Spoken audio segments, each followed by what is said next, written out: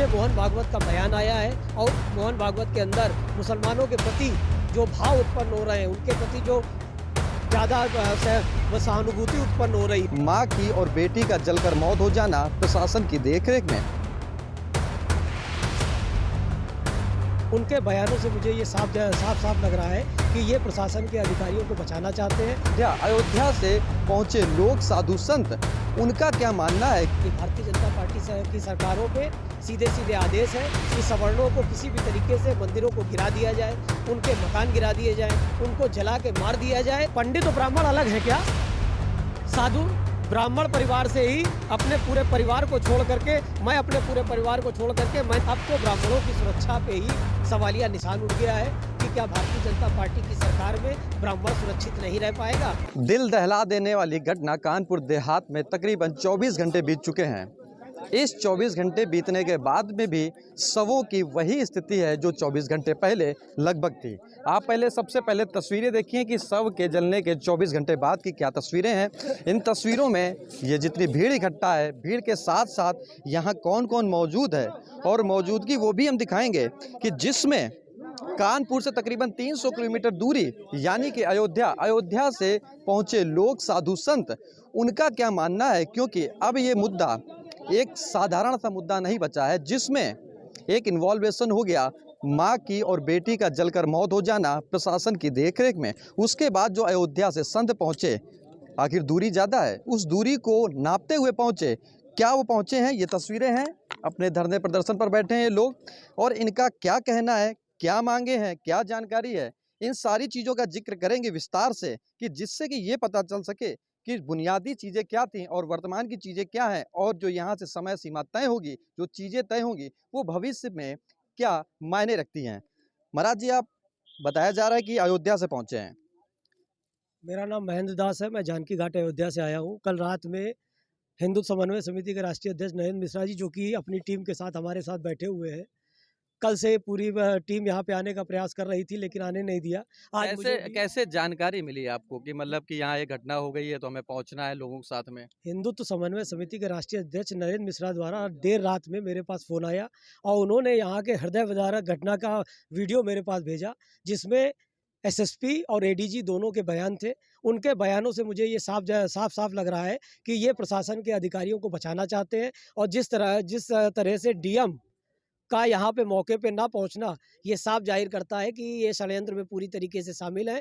और केवल जब से मोहन भागवत का बयान आया है और मोहन भागवत के अंदर मुसलमानों के प्रति जो भाव उत्पन्न हो रहे हैं, उनके प्रति जो ज़्यादा सहानुभूति उत्पन्न हो रही है और ब्राह्मणों के खिलाफ जिस तरह से उन्होंने बयान दिया, उससे तो ये लगता है ये बयान नहीं है, ये भारतीय जनता पार्टी की सरकारों पे सीधे सीधे आदेश है कि सवर्णों को किसी भी तरीके से मंदिरों को गिरा दिया जाए, उनके मकान गिरा दिए जाएँ, उनको जला के मार दिया जाए या उनको फर्जी मुकदमों में शामिल कर दिया जाए। कमलेश तिवारी की घटना आपने देखी, पालघर की घटना देखी।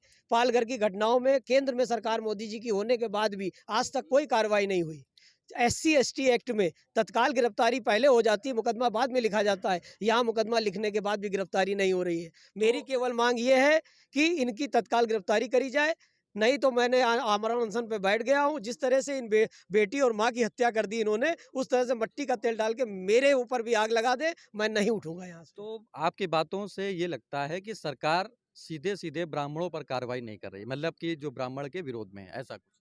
जी हाँ, बिल्कुल ब्राह्मणों के खिलाफ सरकार काम कर रही है। चूंकि ब्राह्मण पूरी तरीके से आंख बंद करके भारतीय जनता पार्टी के साथ जुटा हुआ है, लगा हुआ है, वो कहीं भी अपने वोट को इधर उधर नहीं जाने देता। मोहन भागवत की आपने बात की, तो मोहन भागवत तो बताया था आरएसएस से, आरएसएस बीजेपी से, तो ये सारी चीजें तो बीजेपी की है, फिर ये खिलाफ क्यों? सरकार भारतीय जनता पार्टी की जरूर है, लेकिन संघ के प्रमुख जो मोहन भागवत है, वो ही सरकार चला रहे हैं। उन्हीं के आदेश से प्रदेश की सरकारें काम कर रही हैं। उत्तर प्रदेश के अंदर डिप्टी सीएम के पद पर बैठे हुए ब्रजेश पाठक, जो कि स्वयं ब्राह्मण हैं और ब्राह्मणों के ऊपर अत्याचार होने के बाद भी शांत बैठे हैं, इससे आपको क्या दिखाई देता है? मुझको तो यही साफ दिखाई देता है कि ये भी उस षड्यंत्र में शामिल हैं और ब्राह्मणों की हत्या कराने में अब तो पहले तो मॉब लिंचिंग में ब्राह्मण मारे जाते थे, लेकिन अब तो प्रशासन के द्वारा मारे जा रहे हैं। अब ब्राह्मण सुरक्षित कहाँ है? जो ब्राह्मणों की आप बात कर रहे हैं, तो मोहन भागवतम ने जो बयान दिया है बाद में, उसमें ये बोला है कि मैंने ब्राह्मणों की बात नहीं की थी। मैंने पंडितों की बात की थी। बयान देने के बाद पंडित और ब्राह्मण अलग है क्या? साधु ब्राह्मण परिवार से ही अपने पूरे परिवार को छोड़ करके, मैं अपने पूरे परिवार को छोड़ करके मैंने सन्यास ले लिया। मेरा चोला ब्राह्मण का है। उन्होंने बोला था कि ब्राह्मण जो होता है वो जन्म से होता है, पंडित कर्म से कोई भी बन सकता है, ऐसा बोला था। इसके बाद में मैंने एक ब्राह्मण कुल में जन्म लिया, तो मैं जाति से ब्राह्मण तो कहलाऊंगा ही कहलाऊंगा। इसको कैसे अब ये बयान देने के बाद लीपापोती कर रहे हैं। तो कुल ये मिला तो के साफ अगर दिखाई देखा दे रहा जाए तो सारा षड्यंत्र सरकार से शामिल है। शामिल है। यहाँ देहात की जो जिलाधिकारी वो शामिल है अगर ऐसे देखा जाए। एसडीएम शामिल है। लेकिन एसडीएम की तो गिरफ्तारी वर्तमान में हो चुकी है फिलहाल में, पुलिस अपना कार्य कर रही है। लेकिन अगर ये अभी मांगे पूरी नहीं होती हैं, मुख्यमंत्री नहीं आते हैं, तो फिर क्या आगे की आपकी रणनीति है? जिस तरह से इन्होंने मंदिर गिराया, जिस तरह से मकान को गिरा करके आग लगाई, इन जब प्रधानमंत्री आवास योजना का कार्य चल रहा है, तो पहले इस परिवार को यहाँ से उठा करके कहीं किसी मकान में क्यों नहीं बसाया गया? केवल यहाँ के भूमाफियाओं के साथ प्रशासन शामिल होकर के इस तरह की अगर घटना करेगा, तो ब्राह्मण कैसे सुरक्षित है? अब तो ब्राह्मणों की सुरक्षा पे ही सवालिया निशान उठ गया है कि क्या भारतीय जनता पार्टी की सरकार में ब्राह्मण सुरक्षित नहीं रह पाएगा? जिसने अपना पूरा जीवन भारतीय जनता पार्टी, जनसंघ और संघ परिवार को दे दिया। आज संघ में भी प्रचारक ब्राह्मण परिवार के सैकड़ों की तादाद में है, लेकिन उनको उठा करके इन्होंने कहीं न कहीं डाल दिया है। जहाँ भी बैठे हुए हैं, वो शासन प्रशासन के ही करीबी लोग हैं, जो प्रचारक, प्रांत प्रचारक, क्षेत्रीय प्रचारक, जिला प्रचारक के रूप में बैठे हुए हैं। वही लोग शासन प्रशासन के साथ मिल करके पूरा षड्यंत्र रच रहे हैं। क्या आप इन लोगों को पहले से जानते थे या जानकारी मिली तब जाने, या किसी भी घटना पे आप ऐसे पहुंचते सा हैं? साधु समाज किसी व्यक्ति विशेष से रिश्ता होने के नाते नहीं आता। हमारे साधु समाज में पूरा विश्व हमारा कुटुंब है। यहाँ के सारे लोग हमारे हैं, अपने हैं, चाहे वो हरिजन हो, चाहे ब्राह्मण हो, चाहे क्षत्रिय हो, चाहे मुस्लिम हो। केवल इन लोगों को देश के विरोध में काम नहीं करना चाहिए। हम लोगों ने अपना पूरा जीवन दे दिया देश के लिए, और आज हम ही सुरक्षित नहीं हैं। क्या होगा इस देश का? इसका तो राम जी ही मालिक है। और भी हमारे साथ लोग हैं, उनसे भी समझ लेते हैं कि साथ में महाराज जी के आए हुए हैं, उनके पास भी कुछ अपनी बातें हैं, कुछ जानकारी है, कुछ आक्रोश है, कुछ प्यार है, जो भी है वो अपनी बात बताएंगे। आप साथ में महाराज जी के आए हैं, तो क्या लगता है कि क्या सरकार कर रही है, क्या महाराज जी कर रहे हैं, और क्या होने वाला है, क्या उम्मीदें लेकर आए हैं?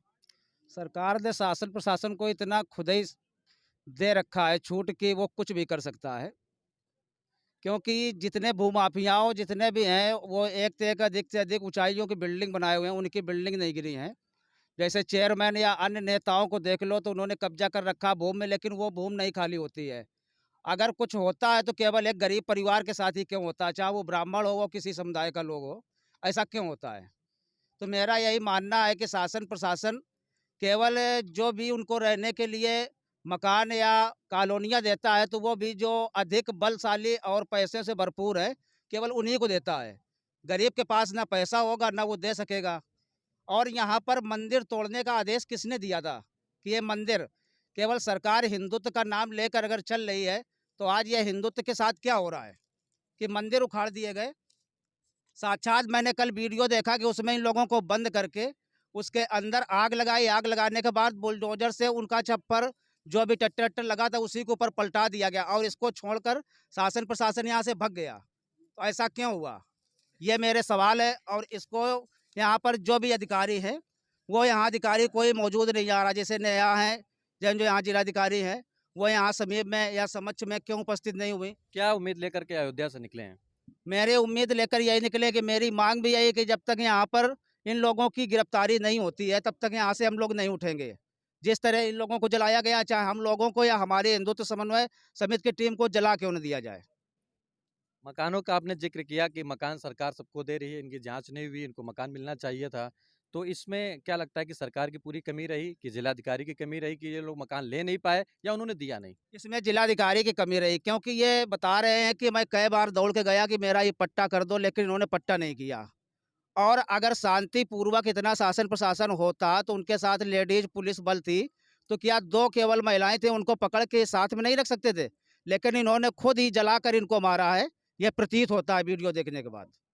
एक ये भी बात सामने आ रही कि जिस तारीख को ये लोग शिकायत करने गए थे, उसी तारीख को यहाँ की जिलाधिकारी नृत्य कर रही थी। कैलाश खेर के गायक हैं, कैलाश खेर कानपुर देहात में आए हुए थे, उसमें वो नृत्य कर रही थी। तो इसमें लोगों का आक्रोश है कि हम शिकायत करने पहुंचे थे, शिकायत करने के बाद लेकिन जिलाधिकारी व्यस्त थी अपने कार्यक्रम में और नृत्य में। इसमें क्या लग रहा है? नहीं, ये लोगों का कहना है कि जिलाधिकारी यहाँ पे थी नहीं, वो कोर्ट में खुद ही तारीख ले रही थी और जिलाधिकारी की शाम को 5 बजे उपस्थिति हुई है।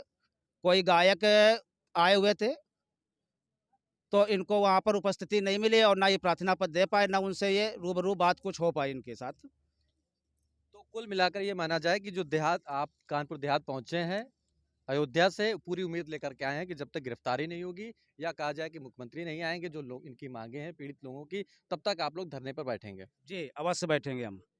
तो ये जो हमारे साथ टीम आप देख रहे हैं, जो लोग हैं, ये अयोध्या से पहुंचे हैं। सबसे बड़ी राजनीति की बात करें तो अखिलेश यादव तो वो तो बाहर हैं, यानी कि भारत के बाहर बताए जा रहे हैं।